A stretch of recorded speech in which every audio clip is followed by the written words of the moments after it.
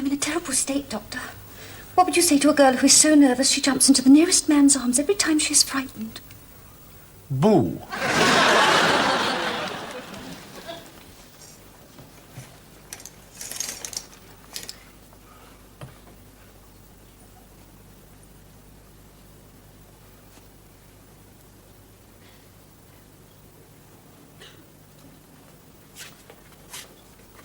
Take aim! Fuck!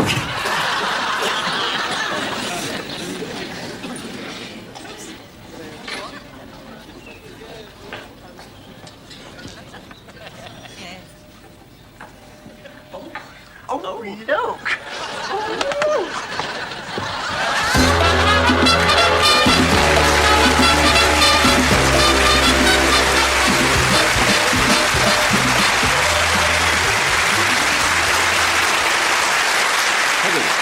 Thank you very much, and good evening, ladies and gentlemen. Well, I spent 3 years of my life in Australia. In actual fact, I didn't spend 3 years, I spent 18 months. But 18 months in Australia is like 3 years anywhere else. And the Australians are very proud of the country.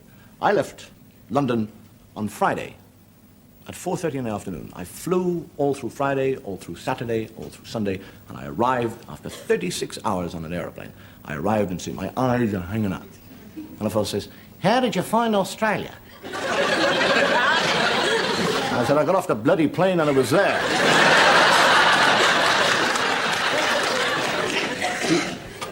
The Australians actually, I know the Irish have a funny way of talking, but the Australians have also a funny, they add IE onto a lot of words. I was there around Christmas and I said to a fellow, I said, "What are you going to do on Christmas?" He said, "Well, I think I'll get up, Chrissy Day, I'll have my brekkie, I'll pick up the cozzy, go for a dippy, watch a game of footy, have a game of drinkies, and then I'll come home and have a yummy, yummy Chrissy Din Din." He was 64 years of age. They love in Australia, they love the booze. But the beer is so cold. It's like you have to have gloves to pick up the glass. 3 beers and you look at it like, everything's got to be cold. And you get a tramp, a wino, goes into a chemist shop and said, do you have a bottle of methylated spirits?" And the chemist said, "Yes," gives him one. He said, "What's the matter? Don't you have a cold one?"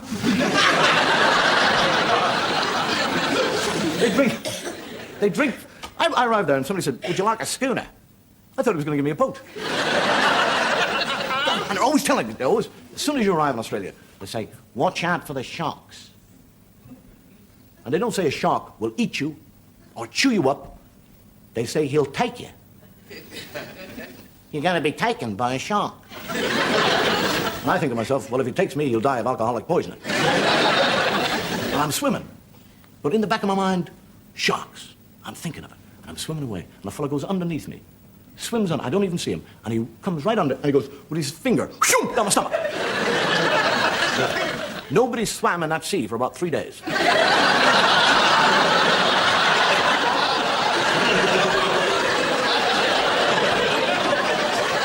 It was the nearest thing I have ever done to doing a JC in my life. I was across the water on the beach. When I was out there, I hired down on the coast a bungalow, kind of shack, hut, which we used to go for weekends. And we all used to get down there and have a few beers and swim and eat, laugh, joke. And then one of these Australian friends of mine said, "Hey, Dave, you want to be careful about the grass around here. It's getting very tall, and a lot of snakes, they live in the grass. You want to cut it?" And I said, "Well, I'm never here. I only come here every 6 weeks or something. How the hell am I going to..." He said, "Well, buy yourself a sheep.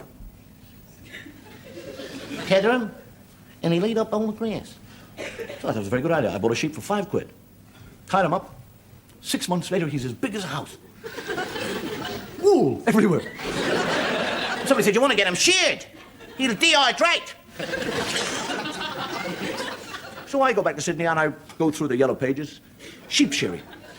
And unknown to me, I am ringing up the biggest sheep shearing company in the world. And I said, "I'm making inquiries about sheep shearing." The woman said, "1 second, please." And I was, "I believe you're making inquiries about sheep shearing." I said, "Yes." He said, "Well, let me tell you our rates first. We shear sheep per 5,000, 10,000, 50,000, 100,000. We've got different rates. We've got piece rate. We We do hourly rate, weekly rate, monthly rate. It all depends on the number of sheep that you have, percentage loss, percentage gain. How many sheep do you have? I said, 1. He said, really? What's his bloody name?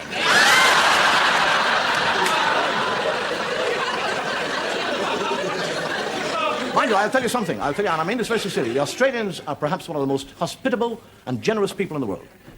I mean, if you're stuck for a night, they'll give you a bed. You haven't got a drink, they'll give you a drink. Got no money, they'll give you money. The food, they'll take the food off the plate and give it to you. It's those white Australians I don't like. Somehow or another, I don't think this show is going to be sold to Australia. The great Scottish poet, Robert Burns, once wrote, "The best laid schemes of mice and men are oft the gang at lee. And lay us not but grief and pain for promised joy." Which in Irish English means, if you're having an affair with a mouse, make sure she takes the pill. Which all means the best laid plans of mice and men are apt to go astray. And that's what I said in the first place. Oh. That's a lovely program. Isn't it just a great program? Oh, there's my husband on that program. He's not what, that chap with the beard and the moustache and the monocle? Isn't he funny? It's ridiculous. What's going on here? Never tells you when it's a flaming repeat.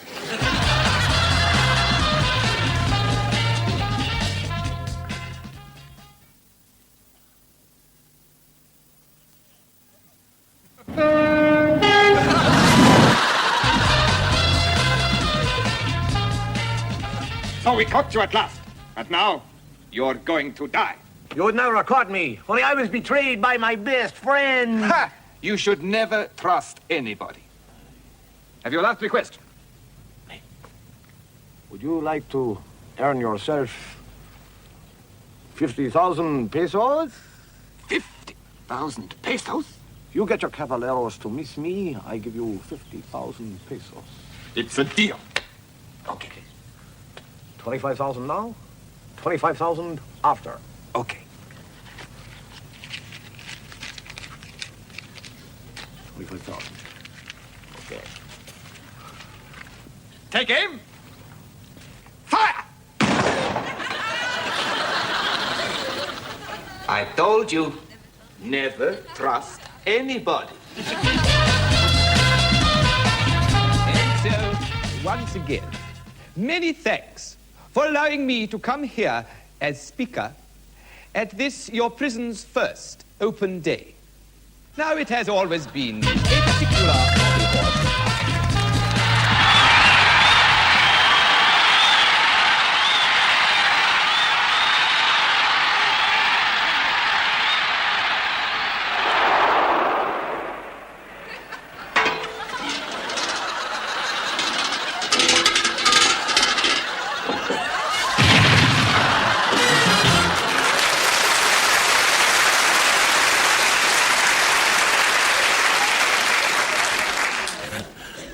Best laid schemes of mice and men, yes.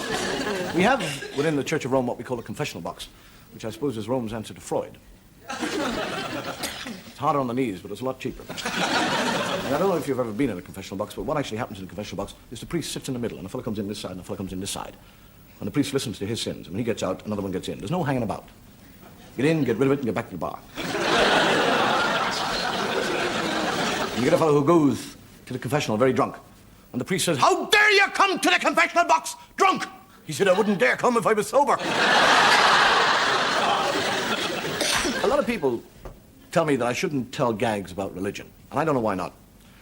Because all professions have their own private jokes. I mean, all the gags that I tell have been told to me by priests or nuns. Mind you, they're all out of work, but that's... A lot of people feel that the Catholic Church is old-fashioned nowadays, and it needs a touch of modernization. And there's a story told about a young preacher, a real modern preacher, modern priest, with long hair, the beads, and he's a swinger. And word goes round that this is the greatest speaker to be heard in the church for years. And a bishop goes to see him in the church, give his sermon.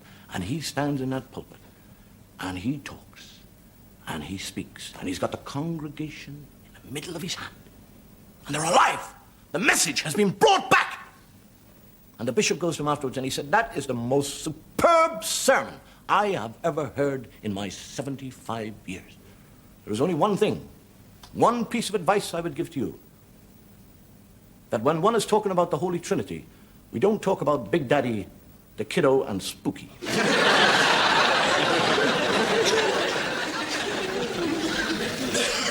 Come on. In all the shows that we've done so far, we've done sketches on religion. And why should this week be any different than the others?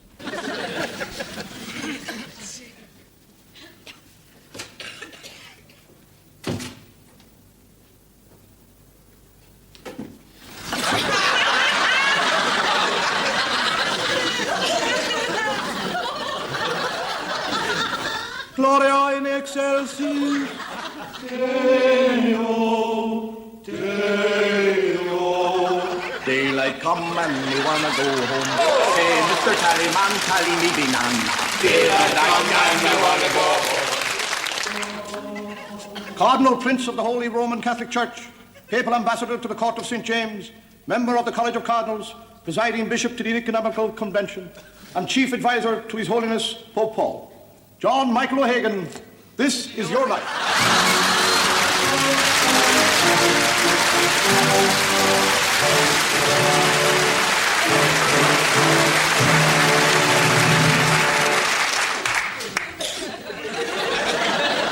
Another thing that always baffles me is when they say that man is made in God's likeness. Who are they talking about? Are they talking about the Japanese? Chinese? Indians, Pakistanis, Germans, Englishmen? I personally don't see God as a Chinaman. I can't imagine going to heaven and God standing there saying, how you doing? Oh, come here, how heavenly chop suey. Or an Indian, can you imagine knocking on God as an Indian saying, welcome. I'm terribly sorry, the place is slightly overcrowded, 5 to a bed, but we'll be all right now. I don't even see God as an Irishman. Can you imagine God, 6 foot tall with a big wimpy jacket on? Say, come on in, lads, have a jar. Dig a hole. I see God as an Englishman. The bowler hat and the brolly. I mean, who else but an Englishman would say, I'm terribly sorry, you can't come in. You've got to go below and burn.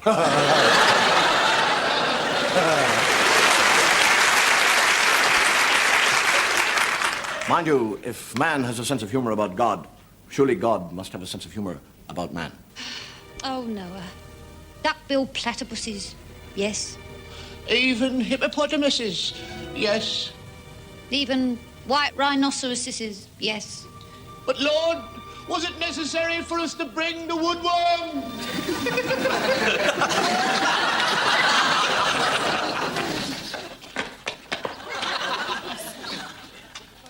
Beware of God. I see now. It's dog spelled backwards. Silly English people that can't speak their own language.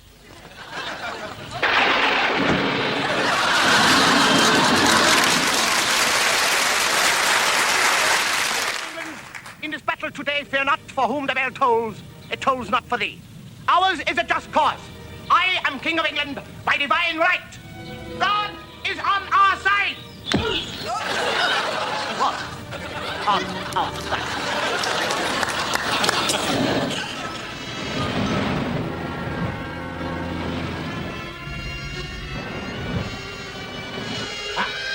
British tanker.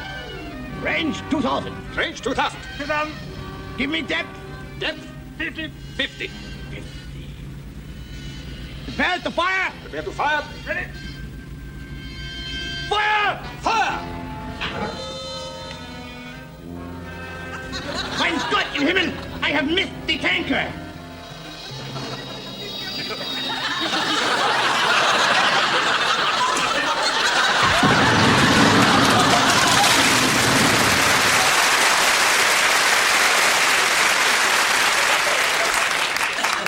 You're safe nowhere. The greatest sin of all against God's law is a sin of infidelity. And I think it's a sin that you're all guilty of. I'm not, but you are.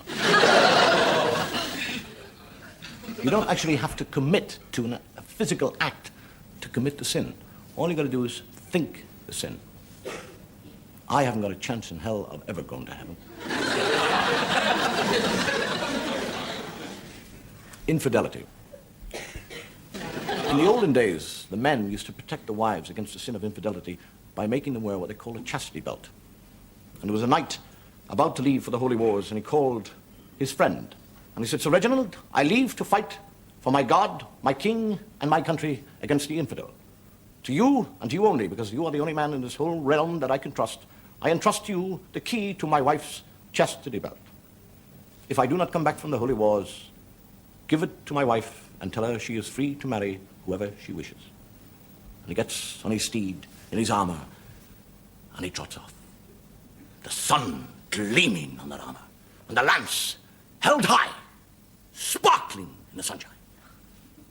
And 10 miles from his castle, he turns round to have one last look, and he sees a cloud of dust coming closer and closer and closer and closer to him. He reins to, and it is Sir Reginald. And he said, Why do you come after me, Sir Reginald? And Sir Reginald said, My lord, you have given me the wrong key.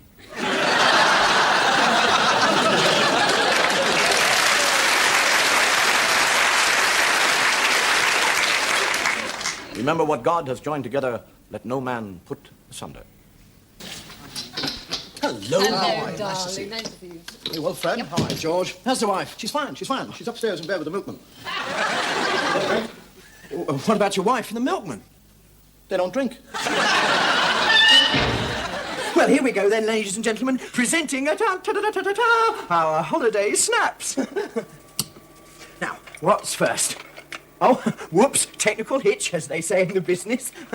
Oh, now, this is Mavis getting off the coach. See the sunshine? Oh, it's a lovely day. I think that one's a bit out of focus, though, now. What? Oh, now, this is what we like to call our own private beach. It's only 23 miles from the hotel. Yes. Now, oh, this is Mavis in the dining room. And there's our favourite waiter, Miguel. Yeah, I think I could have allowed for the artificial light in that one. Oh, and this is Miguel mixing one of those specials which Mavis liked so much. I could have used a time exposure on that one, I think. Oh, and this is Miguel giving Mavis a rub down with her suntan oil. She seems to be enjoying it.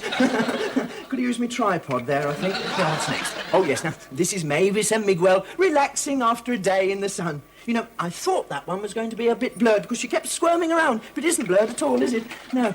Oh, this is funny. Now, this is Mavis and Miguel pretending to be in a French film for a joke. Mavis is dreadfully overexposed, though. Still, oh, well, all good things come to an end, and so we say farewell to our happy holiday. I'll put the lights on. Oh, I do appreciate you coming all the way from Majorca, Miguel, just to see our holidays. Keep still and I'll try a time exposure.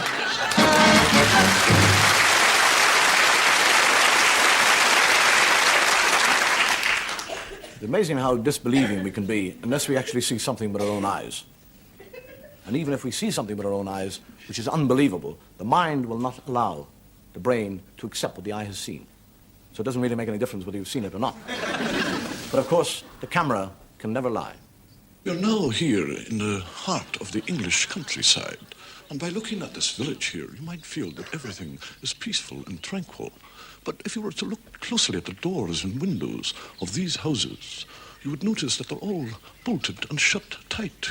There is no sounds of laughter of wee children in play in this village. This is a village of fear. The villagers are terrified because they believe in the pond beside the village lives a monster who, on a certain day of every year, leaves the pond in search of human victims. We from the BBC have brought our cameras down here to try and photograph this monster.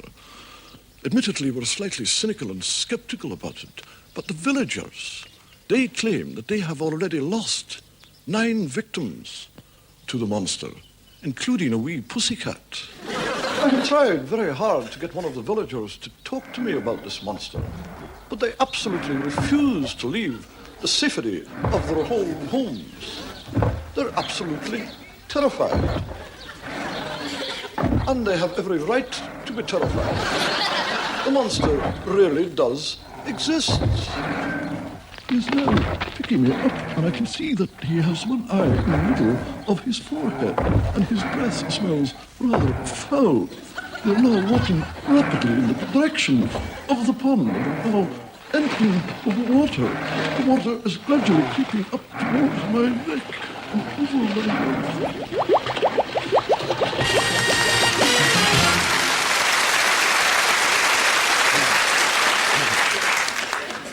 If you think that's strange, you should try living in my mind. There's no doubt that some men are born with a power to control, or a power to lead, or a power to sway other men. And no man more so than the man who has the power of hypnosis. The hypnotist can not only sway one mind, but many minds, thousands of minds. And there's a story told of a hypnotist who appeared at the Albert Hall. The place was packed, thousands of people. And he walked upon the stage, and all the lights went down, and he stood in the one spotlight, and he began to talk. And his voice was soft and gentle, persuasive. And as he talked, the people listened. And as they listened, they became immersed in the sound of his voice. And he said to them, "You will listen to my voice. You will listen, and as you hear my voice, your eyes will become drowsy. Your limbs will become heavy. Your eyelids will become sand-like. You wish to close. You wish to sleep. And as you sleep, you shall listen to my voice." And they're all there.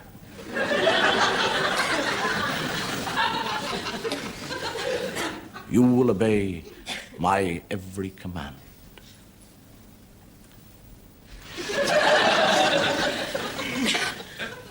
The whole place is still.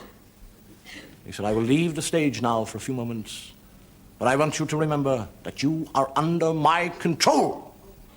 And as he leaves the stage, he trips over a microphone wire and says a word which I am not allowed to say on television. I only know that it took 5 weeks to clean the Albert Hall out.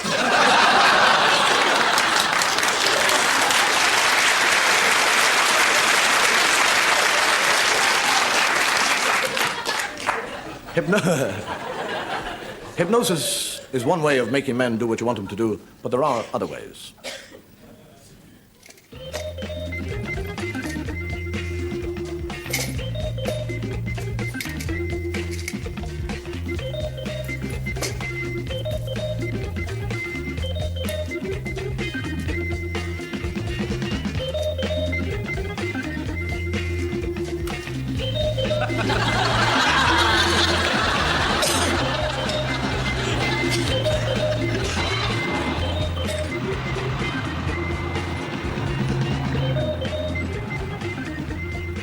That's another one, Harry. Yeah. How many is that so far? I make that 15. 15? That's a brilliant scheme on your part. Oh, thanks, Fred. Shall we move on? Why not?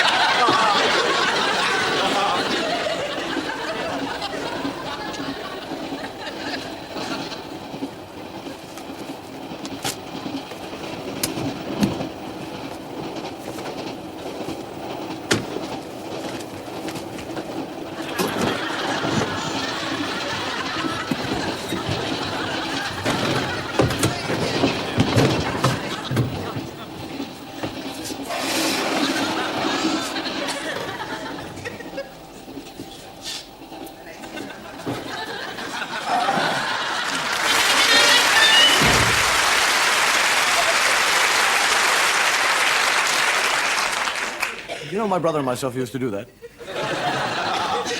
And I'll tell you another way of getting an empty carriage. Is get into it early and sit there, and as somebody approaches the door, go... I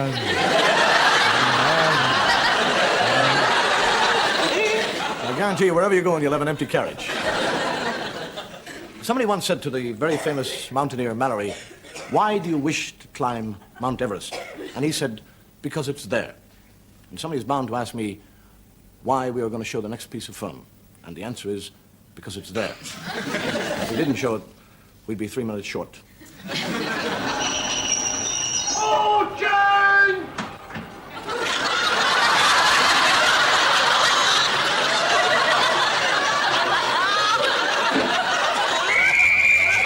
Girls were made to love and...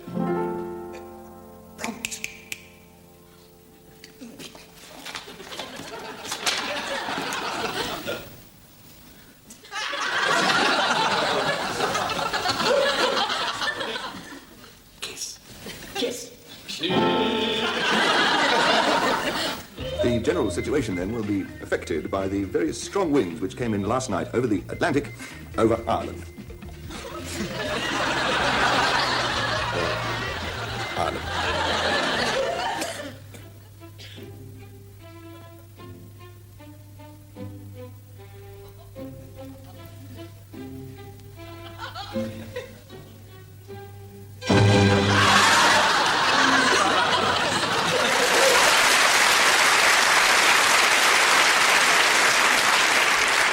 Well, the thing I'm always accused of doing is telling Irish stories. Don't know why, I'm an Irishman. People say, why don't you tell other stories? Well, I find it very hard to find other stories which I can fit. I mean, the English sense of humor is very different, or vastly different to the Irish sense of humor.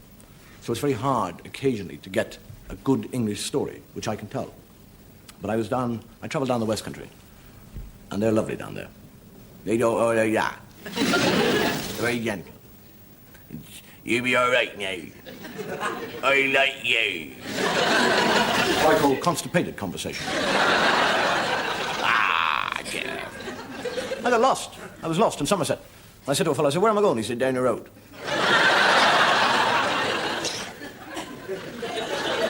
You get a lady in Somerset stops a farmer. She says, tell me, farmer, why doesn't that cow in that field have horns? He said, lady, some cows don't get horns. Other cows don't get horns till they're 7 or 8 years of age. Other cows don't get horns till they've calved. The reason that cow don't have horns is because he's a bloody horse.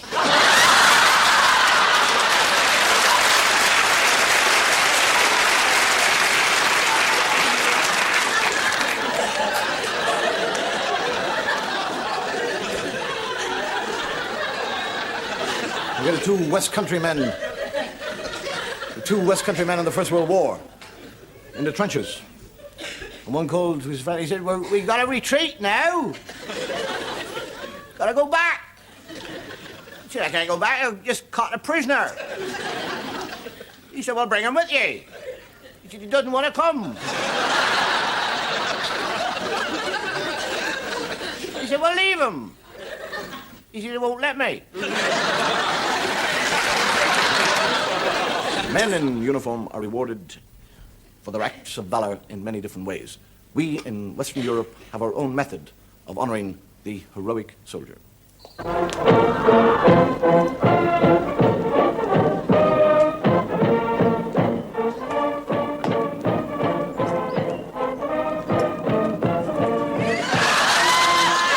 Corporal, the fracture's a wee bit complicated. Now, remember, the important thing is to keep the arms straight. I'm afraid it'll mean keeping the plaster on for, well, 3 months. Son!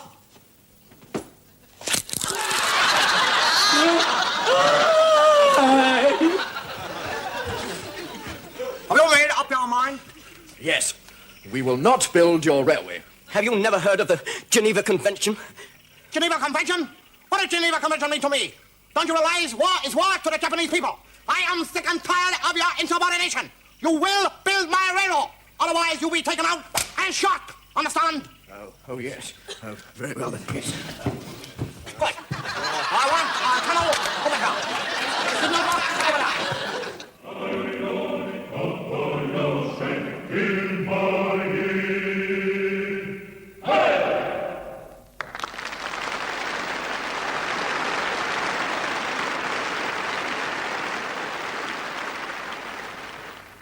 Ladies and gentlemen, we would now like to sing a Western song.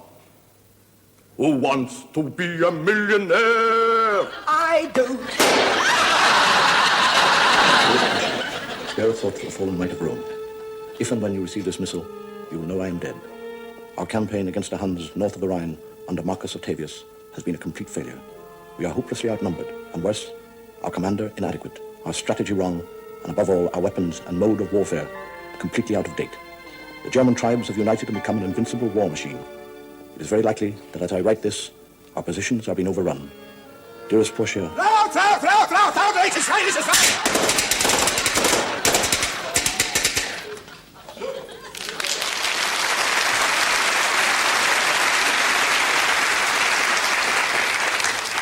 I just counted that up. That's 7 times I've died in this show. Should be an undertaker. One of the most prolific of all English poets was a man called Anonymous. He did. He's written an amazing amount of stuff. And one of the poems that he wrote was, as I was going up the stair, I met a man who was not there. He was not there again today. I wish that man would go away. Now, if you think about that long enough, that is very spooky. I met a man who wasn't there. He wasn't there again today. I wish that man would go. That makes your hair stand on end. Have you ever really been in a position, not you, sir, because you got none, where your hair has stood on? I did it in Ireland. And this is no joke. This is no joke. I used to take a shortcut through a graveyard.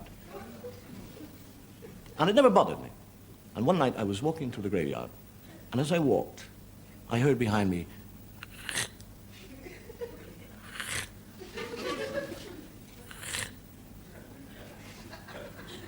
and I stopped. And I thought, don't be silly. There's nothing. Don't even look around, because if you're frightened, you must never look around. And I walked on, and as I walked on, it went, and my hair began to curl up again. And I'm thinking, don't be frightened. If you give in to it, you're in trouble. And I woke up. And I walked faster.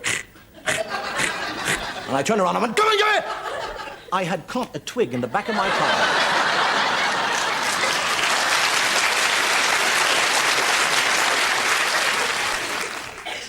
Real fear is never far below the surface, ready to emerge, ready to grip you with icy, cold, grave-like fingers, ready to send your mind spiraling downwards into a blind, black pit of sheer panic.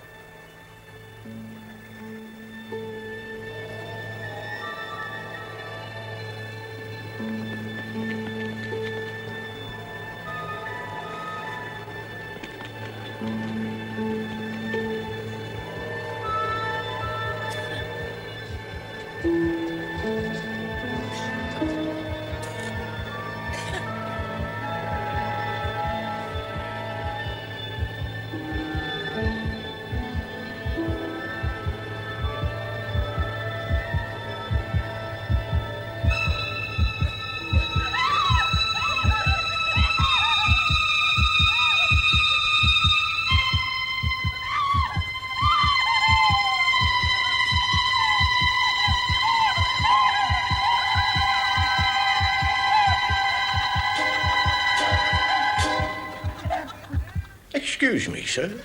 You forgot to pay for your deck chair. And the lady dropped her hat.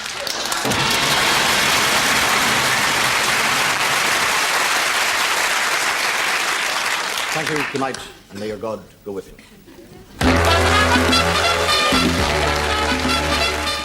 The big Saturday night film next on BBC Two, and it's not one for the faint-hearted. George Clooney and Quentin Tarantino find themselves holed up with bloodthirsty strippers in the gory black comedy From Dusk Till Dawn. In a moment.